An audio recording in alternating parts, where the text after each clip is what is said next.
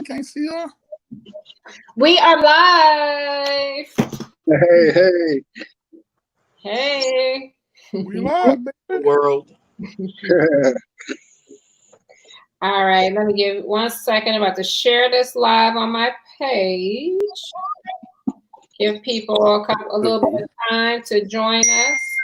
Oh, Marcus said, oh, here he is. Hey, Marcus. Hey, y'all. I am.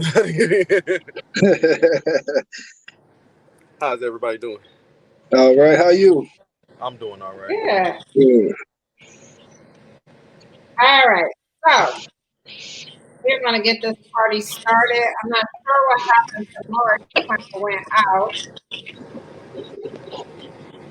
Mark, can you hear us?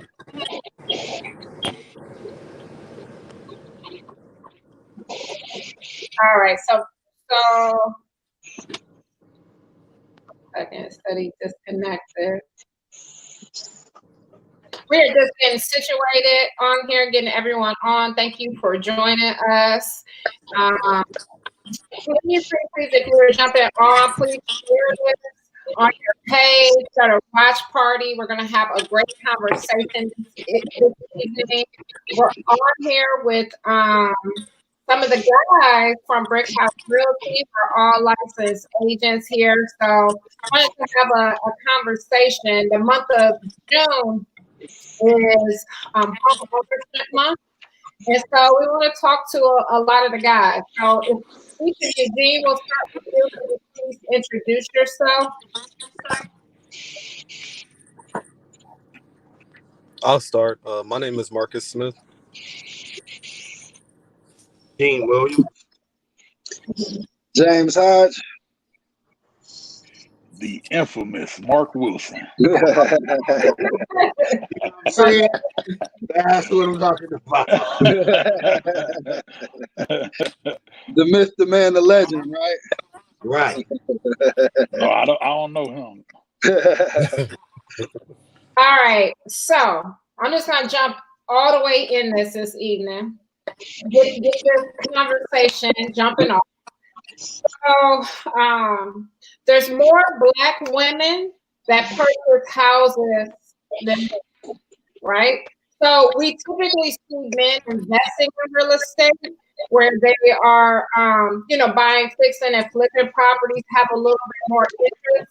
But I have to be honest, a lot of times the men that are even investing in real estate, it has become a second or third career. Meaning it has become an alternative. I'm not knocking it. I actually love it, but it has become an alternative for them because, and we're talking Black males, because maybe they have been in jail and so they're looking for a new way to provide for their families. So my question is, A, why don't we see more men become homeowners? And then B, why does it take for them to go to jail to decide to want something a little better? So who wants to answer that, tackle that question first? I'll chime in. I think the home ownership portion of it is because it's not seated in men early enough.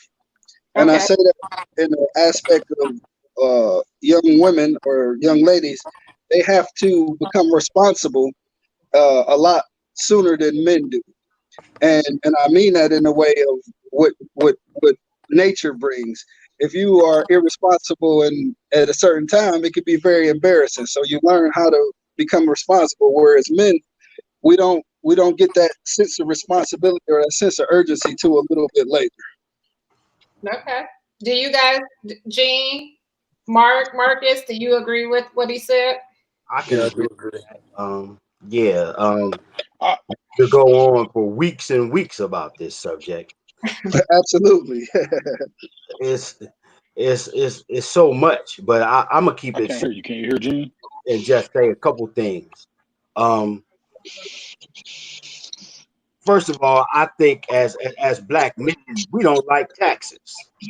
We'll work a job for 15 years under the table and not pay taxes.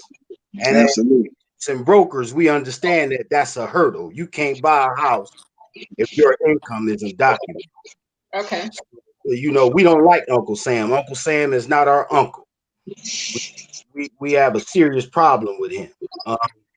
And a lot of times, you know, get into that hole, and it's hard to get out of that hole. It's hard to get out of tax situations. The longer it goes on, the more difficult it gets. And I'm talking about all ages, from 18 to 76. Black men don't like paying taxes. Okay. That's one of the. I got disconnected. Are we still on the men don't become homeowners thing? Yeah. Okay. So my input is a little different. My input is this. The truth is, I definitely, like James said, women become responsible earlier in life, but I think it's a little bit different for women and men. See, women have dreams from day one, becoming married, children, house, white picket fence. Men don't have that dream. So, you know, men don't put like the house, white picket fence, all of that, you know, in their equation until they get in the relationship.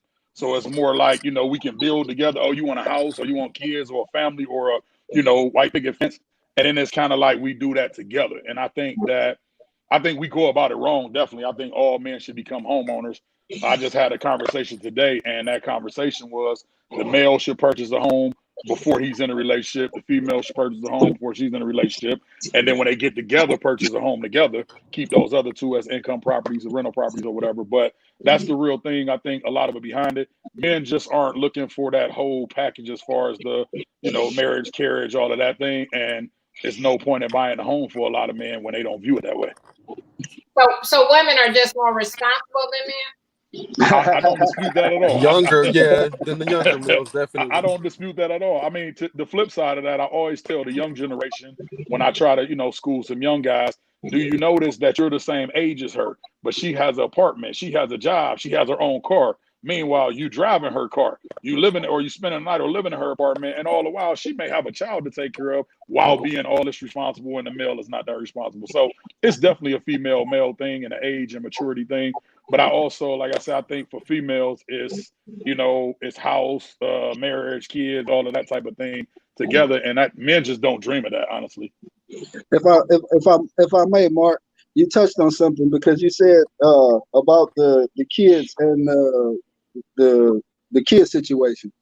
When female has a child, and it's a couple different points I want to make here. When a female has a child, especially in a home when she's with another woman, women raise women differently than women raise men. And Agreed. when women raise women, they teach them to you got to establish something for yourself. You got to take care. You got a kid now.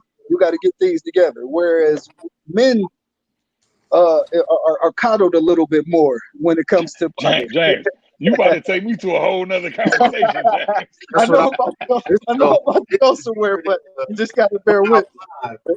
So I'm gonna try to keep it short. So by that coddling, you know, mama's house is a very lovely place. So when we pushed out of the nest in a certain sort of way, we kind of look for that comfort that mama's house used to bring. And like you said, women often have to get on their business a lot sooner. So she's established her apartment. She's established her residence. So now that man is looking for that same thing that he gets at home. If she cooks meals, then that's what she do. If she wash clothes, that's what she do. And he'll come into that situation and be more of a protector and assistant to that situation instead of establishing his own situation, and they bring them together. Agreed. Marcus, do you agree with what they're saying? I do. I also feel like it's like a trickle-down effect, though, like generational kind of thing. Absolutely. Because some of our grandparents weren't homeowners, you know, they didn't have the opportunity, and then our parents didn't. And so and from my experiences, like I've done deals with, you know, younger, you know, white families or Caucasian families, and their parents tell them from day one, you know, buy a house because it's a better investment than renting. Mm-hmm. But our parents don't teach us that, you know. So it's a trickle down effect. Uh-oh. So, you know, I will say though, with working with a lot of females, I won't say, I think a couple of you kind of alluded to the fact that women may have children earlier on, they have more responsibility. But I will say, I deal with a lot of even single women without children, and they still have, well, I might have some feedback. I'm sorry, but I deal with a lot of women that have no children, and they have that mindset of, I'm going to buy a home, get a good job, buy a home, and kind of satisfied with that. Whereas men tend to stay home and live with mom a little bit longer.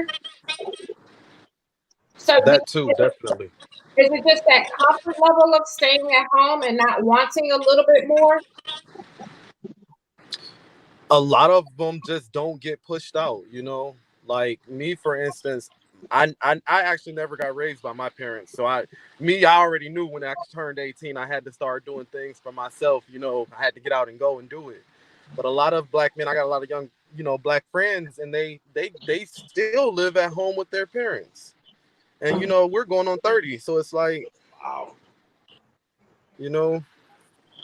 Well, for me to respond to that question, I would have to ask: are we speaking specifically of a particular race of people, or are we speaking of men in general?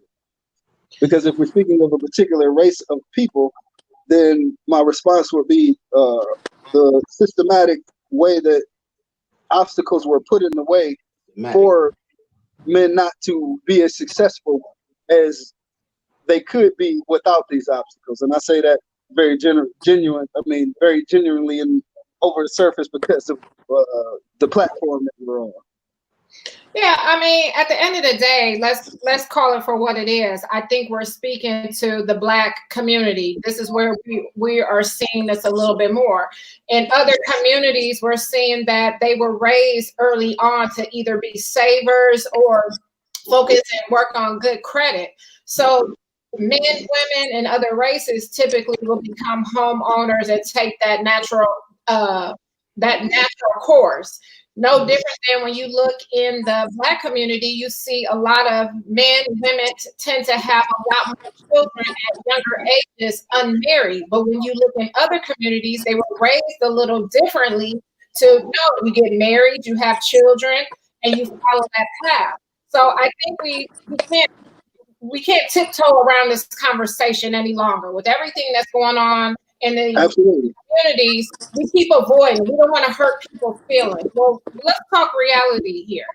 So, James, you just said about opportunities. I do think that there are a number of opportunities out there that some men do not tap into, and that's by choice.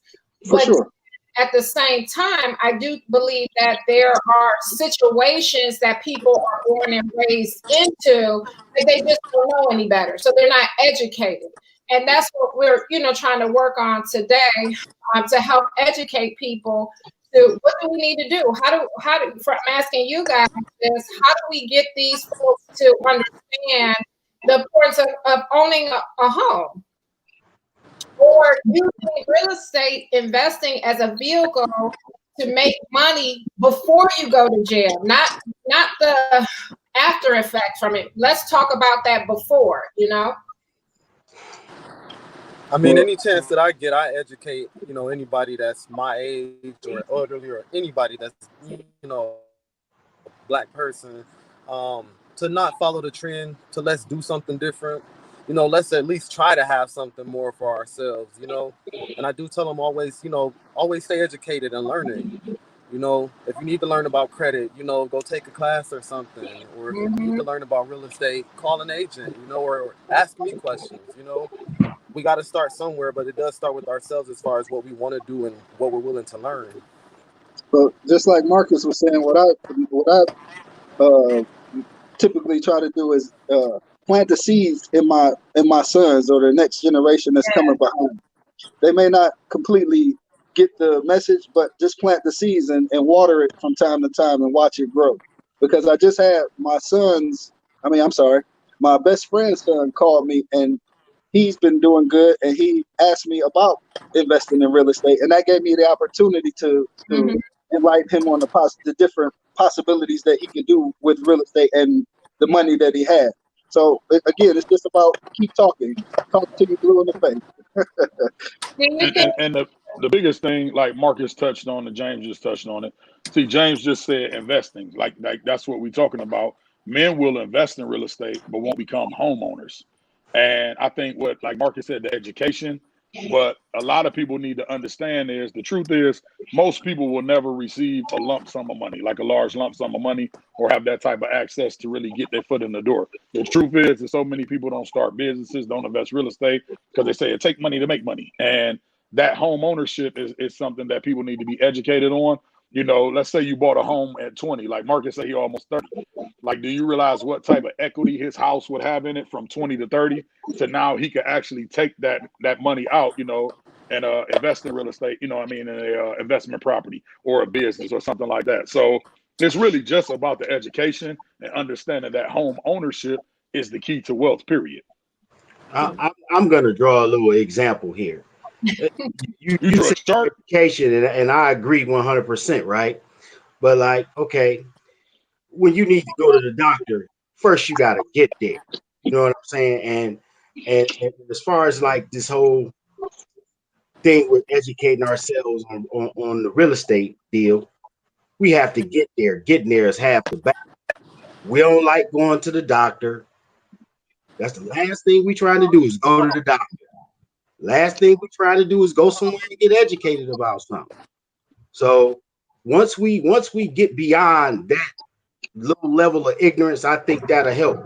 I also want to speak to the I heard some words that kind of struck a nerve: generational and systemic.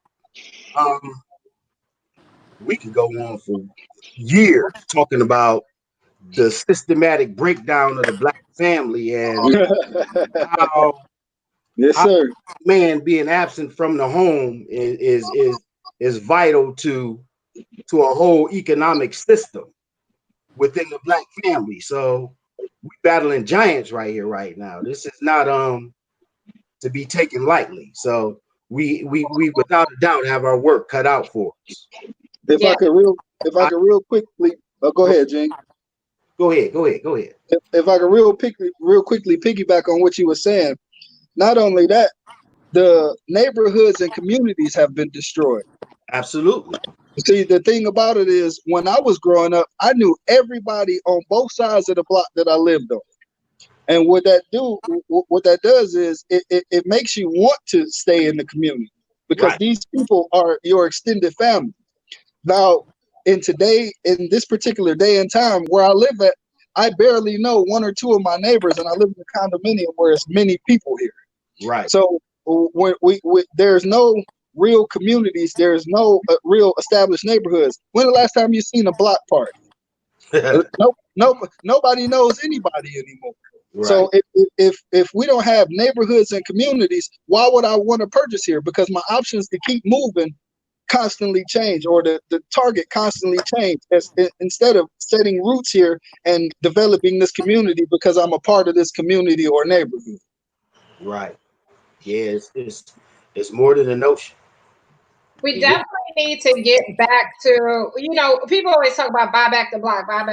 Well, let's have a serious conversation about buying back the block. Well, it's hard for people to say buy back the block because I'm going to be all the way honest right here. I have children who are in school district, right? And so I need to make sure that I want my children to go to good school district.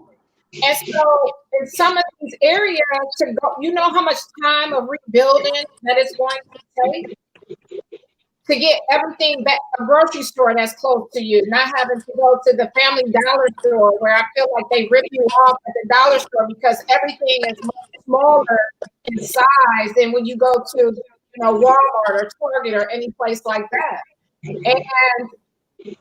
But I will agree with the fact that we do need to buy that property back because you guys deal with investors. These people are out of state. or out of the country, never touched soil here, and they're dictating how we want to live, and it primarily affects the Black community. So we Black people, we need to buy back our communities, and we know how we like to live, and rent those properties out and have them as investment properties if you're not going to live there.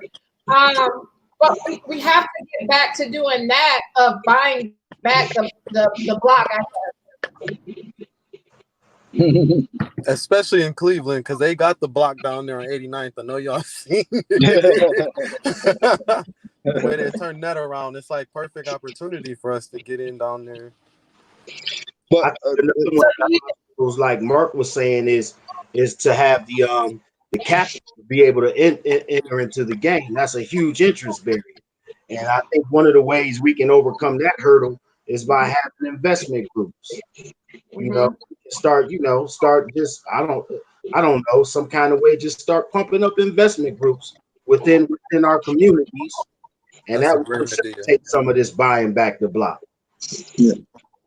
Well, the one thing that I want to add to this conversation is we all know this term because we all had to make sure we knew it to get our license, redlining. So it's very difficult to have those situations in the community that you're speaking of when people were forced into a specific area. And like you said, when those, one of the things I was talking about earlier, we weren't around when the pie was divided.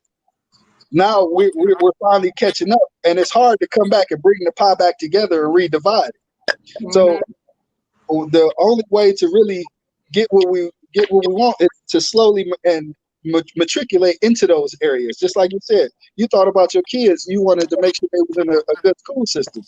But how many other parents can afford to do that? So yeah, we got one free, but we don't have the numbers free in order to amass a change that we need in this particular endeavor. Well, I totally agree with that, but that's exactly why if you're not living there, then you still need to invest there. You still need to bank there. We still need to shop there. That doesn't, because I might have moved out of the area, does not mean I disassociate myself with the area or for anyone else. We still need to shop local, shop Black-owned businesses, shop the local businesses, and start putting cash in those communities. Because right now what's happening with foreign investors investing in our neighborhoods, they are dictating how we live in this area, which has allowed, we don't have the area. You go to the corner store, most corner stores used to be Black-owned businesses. They're not Black-owned businesses anymore. They're Arabs, they're Chinese, they're dictating how we live in the community, and then we get mad how we're treated. No different. We buy beauty supplies. We're going to the Asians. We're going to these other communities. I'm not against anyone setting up enterprise anywhere, but it should not be overwhelmingly one-sided one way or the other. Right. When those folks, when that Asian community, when they come in and we buy all this hair and product from them, when we go to the corner store, those folks pick up every night and go back home and spend that money in their community, at their grocery store, not with us. So we're supporting them, but they're not even supporting our community. We see Black riots, Black Lives Matter. I have not seen one corner store stand up and say, yes, Black Lives Matter or anything from that regard. But they still collecting their money. We're still supporting them at these corner stores.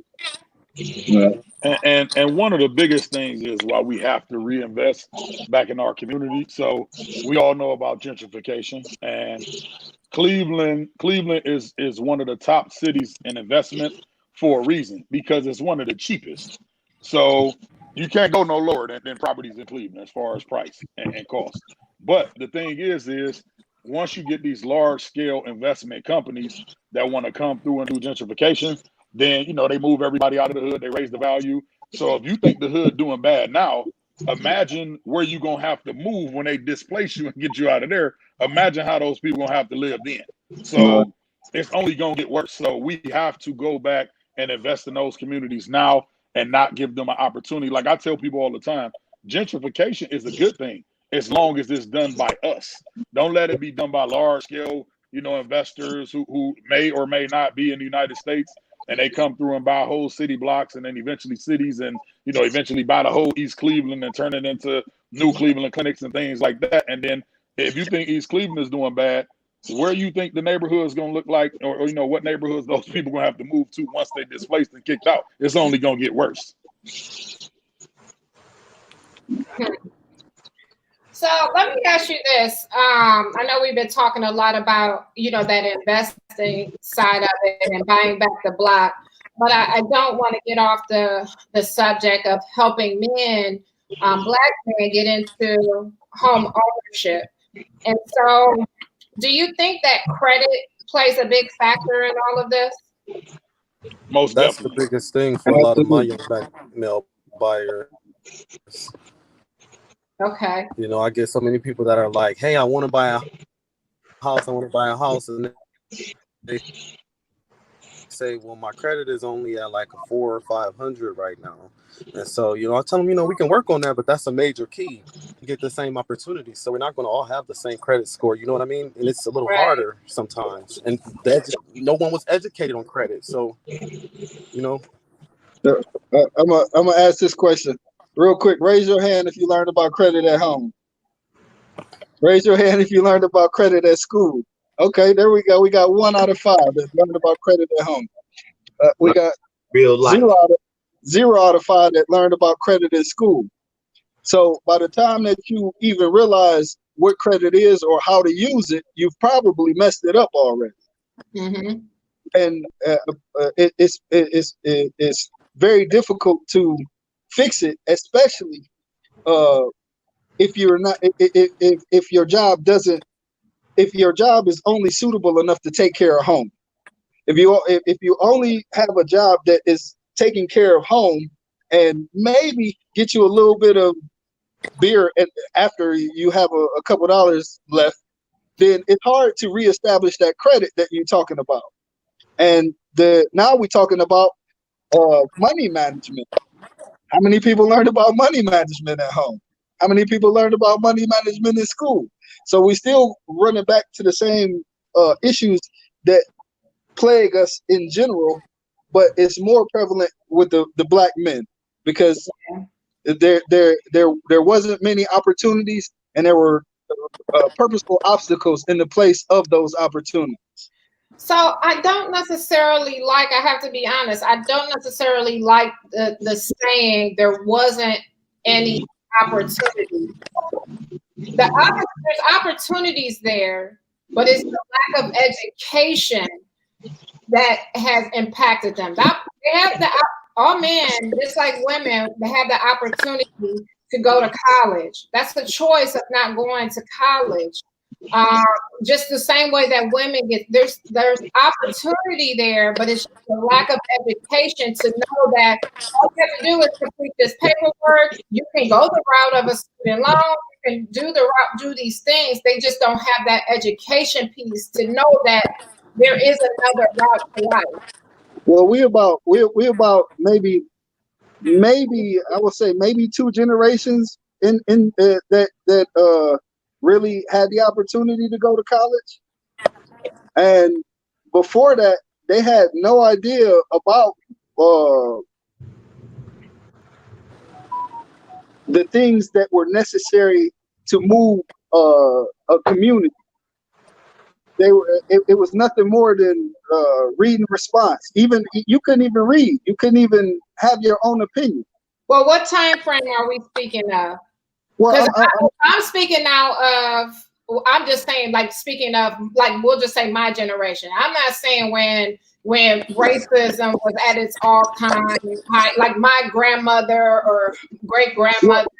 But at my age, right now, at 42 years old, the men that were graduating back in '96 with me, there were opportunities there. It may just have been a lack of education of the route to go to take to get there. Well, So let me ask you this. All right. So it seems that it's a pattern. We saying black men, and you know, for the most part. Yes. And this is taking me down a little bit of road, and it's I guess I'm gonna speak on it at this point. So I always tell people this, that like James kind of touched on it a little bit earlier, but it's black fathers being absent from the home is the number one reason why we have a lot going on in our community that we have today. Number two, and women gonna hate to hear this, women are largely responsible. Single mothers are largely responsible for what we have going on in our society today too. And I'll elaborate on that. Like I say, number one, men ain't there, so that's your fault. Number two, as James talked about it early, kind of, stemmed on it. But the thing is women raise their daughters stronger because black women, because while mama is going through it, she's teaching her daughter how not to go through it. So she's teaching her daughter how to fend for self. Mama's sitting here struggling, but I'm gonna teach you to get out and get it. And meanwhile, what she's doing to her son is she's grooming him and treating him like a prince, soon to be king, but king of nothing. So what she's doing is she's dressing him how she wants her boyfriend to look. He get the haircut, the earrings, the Timberlands, and she dress him like a little man. And she pampers this boy. So he's usually catered to by mama, where she's more strict on the girl. So as James touched, when that girl gets 18, 21 or whatever, she's already been groomed. And I don't want to use the word educated, but groomed to get out here and get it. Groomed to get out here and push for it. And meanwhile, she's watched mama go through guy after guy and get taken, through the ringer. So she's ready for war. Where the little dude done sat back and been catered to, he's been a prince ready to turn into a king of nothing. And now he's watching mama go through the ringer too. So he thinks his role is to take women through the ringer. So then he gets older, 18, 21. And that's why you see the young guy driving a woman's car, because you're supposed to take care of me. Mama did it. You see the young man wanting to move into your house because mama took care of me. You're supposed to cook for me because mama cooks for me. And we get behind, as the black male, we get behind not only in education, but survival skills. And we think we have survival skills, but we don't. Running out here on the corner, fighting somebody, shooting somebody, it's not survival skills. That's not survival skills in real life. Okay, you might be able to survive a little bit in the hood, but that's not advancing yourself when I say survival skills. So that's where I think we are behind as males, black males. I think we are behind in society, and it's because we've been groomed to be king of nothing. And then once we get out here, we don't know how to fend for self. It takes us longer to fend for self and actually want to get our credit together, want to get a house, want to get this, want to do that. And I think that's why we develop slower, especially in our community, because we waiting on somebody to take care of us because mama groomed us to be king of nothing. Yeah. And I didn't mean for it. Tape record now. I mean, that's real. I didn't mean for it to necessarily go just to black people, but in my experience with all the deals that I've done, it's more young white males and women buying homes than black males, period. I think I've sold to about 1 to 2 young black families, but the rest of them have all been white families, and it's because they have that education. You know what I mean? And help teach them. But when I get young black men, it's literally just us, or they don't have their parents there to support because their parents don't know, Right. So on the flip side, that's why I kind of took it there. On the flip side too, like I didn't raise my hand, but James asked how many people on here were taught about credit at home. So I can't really say taught about it. My mother went through her own struggles with credit. She ended up learning credit, how to get herself out that hole, and had excellent credit. I accidentally got 3 credit cards when I was 17 years old. I don't know why 3 different dumb companies gave me a credit card, but my goal was, because I took a little bit of law classes in high school and college, but I said, oh, I know they can't make me pay. I ain't 18. I'm a juvenile, so I'm not going to lie. I was going to run them up. That was my first thought. Let me run these up. They can't make me pay. But my mother convinced me not to. She said, you don't want to do that. It's going to come back to haunt you. I argue, they can't put it on my credit. They could have put it on my credit, but it would have cost me money to get it off. It would have been removed, but it would have cost me money to have it removed. So I actually coming out, at 18, I had perfect credit coming out the gate. I took pride in it and all of that. I had, my friends couldn't believe I had superb credit. So that kind of was with the direction of my mother, not really education about it or teaching me about it, but with the direction coming from home. But I really took pride in having good credit. But I was not, again, educated on what to do with that credit. Mm-hmm. Real quick, I'm going to hit what you said, Mark, and then I want to respond to what I said earlier to that Andrea responded to. When you have the ability to for lack of better terms, practice, because with white families, and I'm just gonna say it as it is, they are in a space to be able to say, here, daughter, here's your credit card, and I'll take care of the bill for you, or here, use this credit card while you're in college, or use this credit card while you in school or whatnot. And this is the way that they provide them with money. They're not just providing them with money, they're also establishing their credit while they do that. Whereas in our community, because we're behind, and now back to Andrea, and what I mean by being behind, and what I mean when I said those generations, the information wasn't passed down from generation to generation to generation like in other communities. So it is about education, but we don't have it. So we don't start at the same place. We don't start at the same starting point. By the time we learn about credit again, or even understand how to use credit, we probably had the Mark mentality. Oh, they gave me a credit card. The new J's that came out. I'm all over it. You know what I'm saying? But instead of saying, all right, only use 30% of that credit there so that you can build your score. Actually, around 7 to 10%, but 30% if you're going crazy, so you can build it. Whereas I think that just the information that's being passed down generation to generation is now it's starting to catch up, like you said, in our generation, in our time, but it wasn't there. We kind of had to be the start of it, for lack of better terms. Oh, absolutely. Let me just address the elephant in the room. We started with bad credit because we had cable bills in our name. In our name before we even that wasn't paid. That wasn't paid.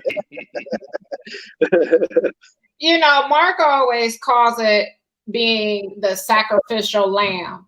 It has to start somewhere, and we just kind of take that position of being that sacrificial lamb for our children. We weren't taught, I understand what you're saying, James. We weren't taught that either. But what we have committed to being that cycle breaker and giving our children more than what we have. Absolutely. Start to go along, then absolutely that will improve, and that gap will start to break down, right? That we're seeing.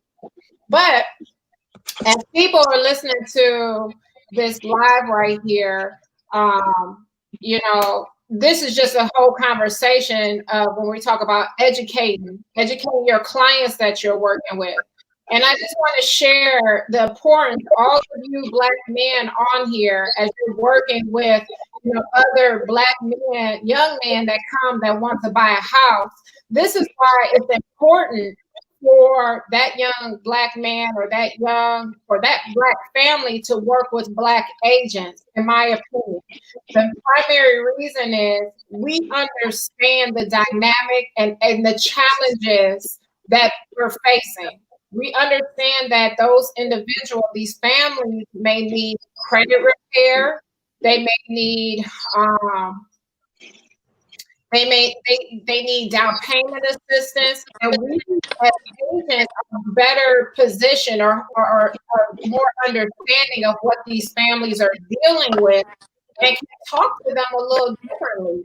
And I just think a lot of times, even myself, I kind of tiptoed around the conversation and not wanting to call it for what it is, because I work with a diverse client base. Like Marcus was saying, I work with a diverse client base, but I feel that it's my duty and obligation with seeing everything that's going on in the marketplace that I am more vocal about what is happening, and we are able to help these families.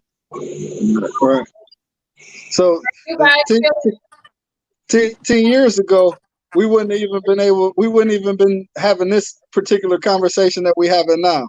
So I say in 10 years, I'm inviting you all to my island where I'm gonna build my own home ownership. We'll have the same conversation, and I bet you that we'll be talking a little bit different about how men and black men home ownership, because I think the momentum, the change and momentum is starting to happen. I think that we're finally starting to realize what we need to do and getting focused and get heading in that direction. All right. So tell me, what do you guys, from a real estate standpoint, what do you think we need to do? How can we best serve our clients, our male clients? Yeah, catch these young men early and educate them. Absolutely, I was about to say. Yeah, for me, I feel like the educational aspect, and then like Gene mentioned, those investment groups, that was such a great idea because you know we can get together and go buy a Gucci bag for $2,000 real quick, and you know, and I'm not knocking nobody for what they do, but that $2,000 that you spent on that could have gone towards an investment group, you know. Right. So it's important that for me myself, important to share that with people and educate people and get those going, you know. All right. Mark, did you want to add something? No. I mean, Marcus, I always touch on that point too. And I always say, people always seem to come up with the money for what they want to do, but they never seem to have it for what they're supposed to do. Yeah. Right?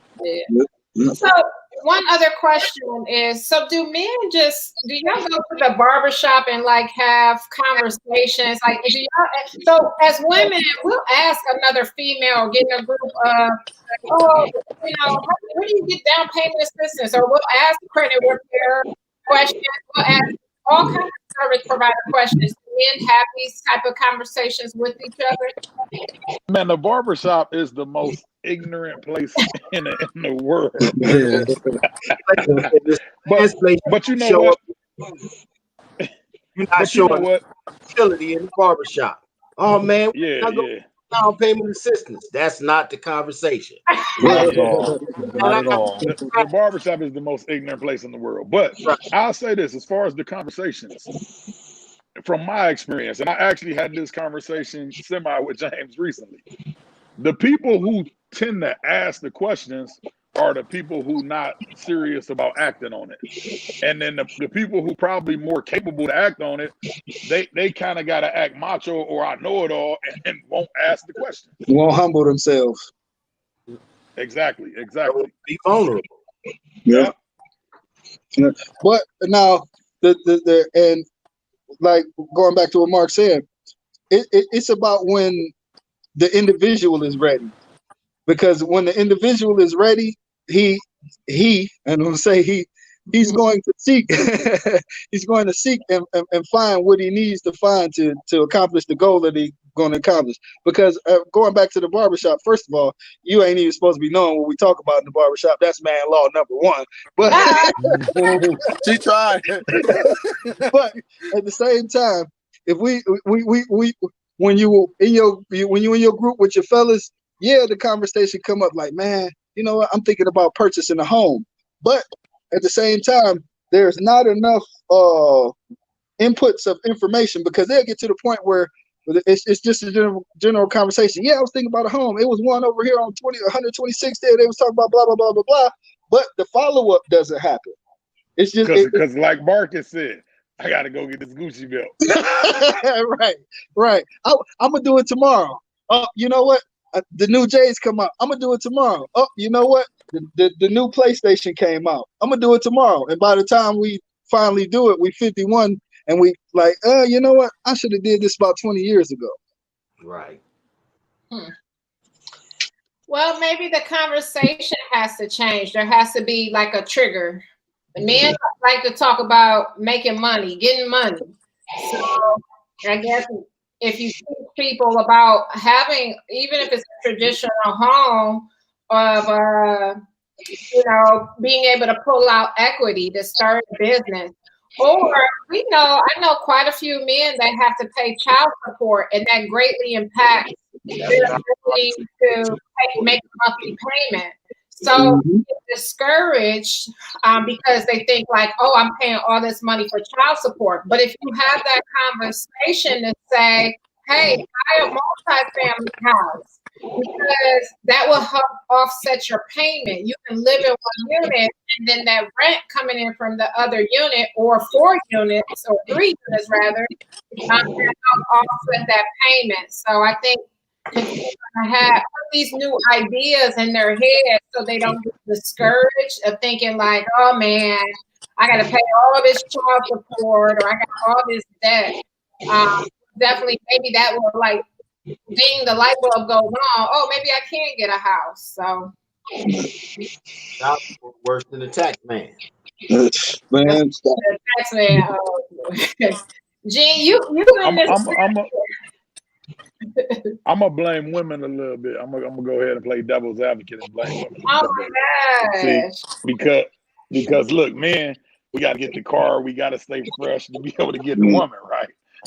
So you got to get her first. She can't see what kind of house you got if you can't get her there. So we got to spend a lot of unnecessary money to get the woman, reel the woman in. We ain't got the money left to spend. Hey, real Mark, I'm gonna chime in with you, because every time y'all demanded something, that's what you got. When you wanted a roughneck, you got a roughneck. When you wanted the guy to put it in the bag, you got the guy to put it in the bag. So when y'all start demanding that you want a guy that has his own home, I promise you, it'll be a lot more guys. It'll be different. I will say, I will admit and say this, that I do believe a lot of women put a lot of pressure on men. I have to agree with that. And making them feel like they have to produce so much more, and maybe before they're ready. So I think that can definitely be a strain on them. Yeah. And then one more that what Mark said, and I'm gonna say it this way: women play house, men play cars. So when you thinking about when you comparing the two, you was already playing with the house with the Barbies and already imagining this house. I was imagining the car with the rims on it. The Hot Wheels. Yep. Whatever. So, well, I want to thank you guys for coming on and just having this, this talk with me. I think that it's very important for us to just continue to have these type of conversations. And, people, even though they may not, admit they're listening, they're watching, they're listening to these videos, even if they're catching the replay. And maybe they will have caught a little bit of information from this chat that we're having to motivate homeowners. And for those of you that are joining us here, these are all agents. These men you've heard them talk, committed to helping and working in the community, helping you become homeowners. So you can feel free to reach out to any of them to get you to the next level. Let's make a commitment of, at least investigating, see what has to be done. If you have credit issues, let's talk about those credit issues. Each of them have resources available to help you repair credit, free resources to help you repair credit, or whatever else may be holding you back. It starts with a conversation and a little bit of education on the subject, and to get over that hurdle. So, Jimmy, how can they reach you? Pardon me? How can they reach you, or where can everyone find you? My email address is william733@gmail.com. My Instagram is Real Estate Traits. That's at Real Estate Traits on IG. Okay. And what about you, James? Real quick comment. Number one, I want to thank you for this being important in this forum. So appreciate you for that. Yeah. Number two, my second comment is you actually see what it took for this to happen. A woman had to put this together to get this thing started. So y'all better demand a little bit more to get this thing going.